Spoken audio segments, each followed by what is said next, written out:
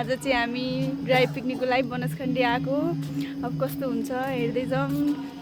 कस्तो लागिरहेको तिमीलाई? एकदम रमाइलो लागिरहेको अहिलेदेखि नै स्टार्ट हुँदैछ। हेरौँ हेरौँ अब कस्तो हुन्छ है त। Let's go. यिनीहरू त आइसकेछ त। ल यहाँ चाहिँ छ रोशना, निमिषा, मेनुका, दीक्षा, इला।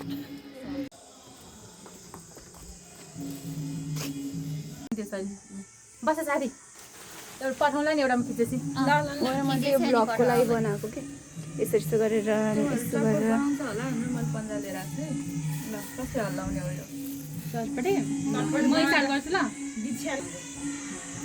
यो चाहिँ केक, ससेज, अचार, मासु, चिउरा, आलु, अर्को त सानो वाला मेरो कपाल भुजा,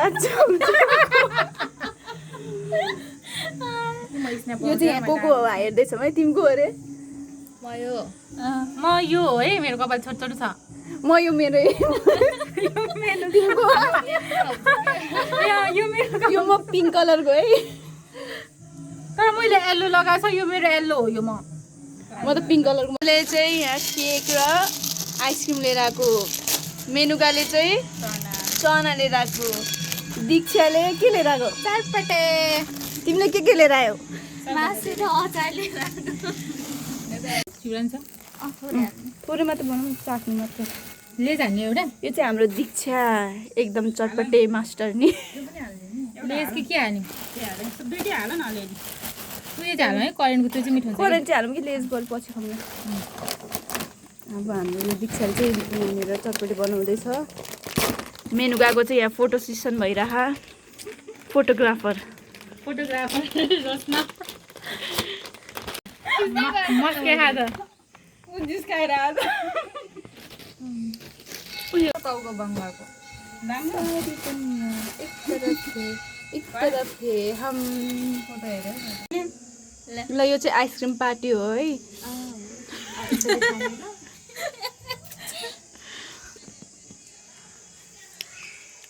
कोन टन्ने हाल्नु बख नि के खान्छ म त अब म त यतिकै बट्टामै खाने भनेर लिएर कोन त उनीहरूले हाल्दियो हालिदिन्छ नि।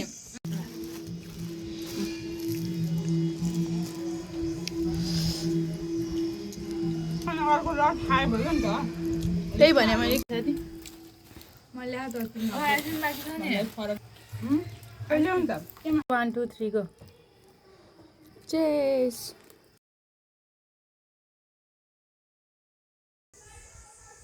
कहाँ पुग्यो मेरो गिलास? सो अब यो चाहिँ हाम्रो चटपटी सकेपछि भोज, चटपटे स्न्याक्स थियो। चटपटी स्न्याक्स। अब भोजको सुरुवात हुँदैछ। यस्तो गर्मीमा कति रमाइलो भइरह। कस्तो भइरह तिमीलाई? गर्मी भइरह। तिमीलाई कस्तो भइरहेछ रोशना? रमाइलो झकास। मेनुका भन्न। रमाइलो दीक्षा खाएपछि झन् रमाइलो भइरहेछ। कति रमाइलो भइरहेछ है? साह्रै। त्यही पनि अब फेरि यहाँ स्न्याक्स बाँकी नै हो। कोक छ यहाँनिर हामी 5 जनाको है त। सबैजनाको एउटा चाहिँ भेज टाउको टाउको। ऊ चाहिँ भेज हो, त्यही भएर अचार धेरै छ। अचार धेरै छ। हामी अरू चाहिँ भेज होइन है। हामी सबजना नन भेज, ऊ मात्र भेज हो के हुन्छ हुँदैन रोशना? जे जे गरे हुन्छ हैन। अहिले त्यो केकै खानु छ है। यस्तो भयो कि भने कि अब यिनीहरू भयो भने त फाल्छ नि त। केक भएर जसरी पनि खानु पर्यो। मलाई खाँदै चाहिँदैन। मलाई त चिउरा मनपर्छ। मेनुका कस्तो बने खानेकुराहरू? एकदम मिठो। के मिठो लाग्यो तिमीलाई सबभन्दा? अचार मिठो लाग्यो, आलु त्यसपछि अनि बल्ल चना। दीक्षालाई के मिठो? अचार हो फर्स्ट प्रायोरिटी। तिमीलाई? अचार मिठो खाँदा अनि अचार अलि अम्लम्लै छ। के अम्लो? अचार अचार ए गुली हुनु पर्यो बिचारा रोशनालाई अमिलो भएछ। तिमीलाई मिठो चाहिँ के लाग्यो भन न? बिचरा खाँदै छु। तिमीलाई? आलु आएपछि भन्छु ल कस्तो लाग्यो। बनाइदिउँ राख्नुपर्छ तर सबैभन्दा मिठो तिम्रो पाली रोज मेनुका खाऊ न। खाऊ भन्न छु के? अब रोशनाको पाली। तर अचार कस्तो टक्क परेर छ मिठो। मेरो हात कस्तो छ? हो र? मिठो छ। तिमीहरु अब मासु डिफ्रेन्ट छ। ए के हो मासु र ससको अगाडि चाहिँ मिठ लागेन मिठो लाग्छ अचार। डेजर्टमध्ये मेरो मिठो कस्तो हात काम होइन होइन तपाईँ खाने हो, म बनाएको मैले बनाउनु परेको छैन मलाई त खानु पाए पुग्छ मिठै छ म कस्तो राम्रो देखेर मेरो हात फेरि नहाल्यो फ्रेन्डसिप डे ओ काटा रोस कहाँ पुग्यो तिम्रो हात ज्यातर मेतर के गर्नु ओइ कुन को कट्यो म त कट्यो म त काटेन रोसनले त रिसरी काटे जस्तो छ हौ मलाई त यार होइन हौ एकैचोटि निकाल्न सक्छ त्यत्रो उल्टे छ उल्टे माजा नि एउटा क्रिम खान्छ ल ल ह्याप्पी फ्रेन्डसिप डे मलाई चाहिँ यसो नखाएर ओइ केक पुग्यो ओइ अझै खाउँ न मैले देखेन कस्तो मिठो रहेछ काँटा निस्केछ ए काँटा जहाँबाट काट्नु कस्तो मिठो रहेछ अर्कै टेस्ट आएको नरियल स्ट्रबेरी के यो मेरो त मन पर्यो कस्तो अर्कै मिठो मिठो टेस्ट आएको है के फ्लेभर हो यो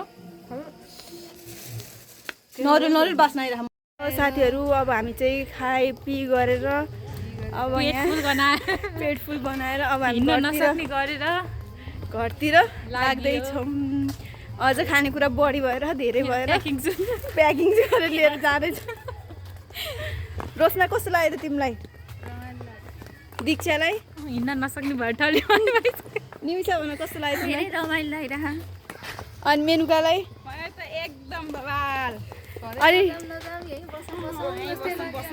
यहीँ बस्ने हो कि